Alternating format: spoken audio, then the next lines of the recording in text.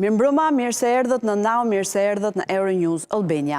Dje ra një zjarr, një fasadë e një pallati të ri dhe 30 apartamente u shkrumbuan tërësisht. Shkaqet nuk dihen ende, hetimi nuk ka përfunduar, por reagimet kanë ardhur menjëherë.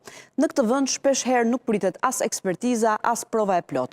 Mjafton një ngjarje e rëndë dhe menjëherë nis debati. Kush e ka fajin? Në pak orë përgjegjësitë ndahen në publik mes institucioneve, ndërtuesve, mes sistemit. Por në këtë zhurmë rrezikojmë të humbasim dallimin mes analizës dhe paragjykimit, mes përgjegjësisë konkrete dhe perceptimit publik.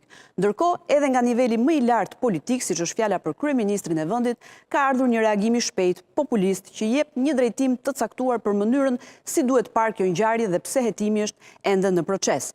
Dhe kjo na çon te një tjetër pikë thelbësore, sa vend i lëm sot hetimit profesional dhe sa vend i japim reagimit menjëhershëm. Por përtej debatit dhe përtej interpretimit mbetet një shqetësim real dhe shumë konkret.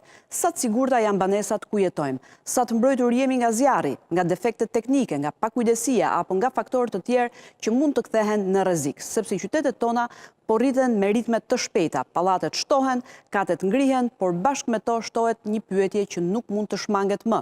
Apo ndërtojmë vetëm më shumë, apo po ndërtojmë edhe në mënyrë më të sigurt, sepse në fund, përtej çdo debati, është pikërisht siguria ajo që prek drejt për drejt jetën e çdo qytetari.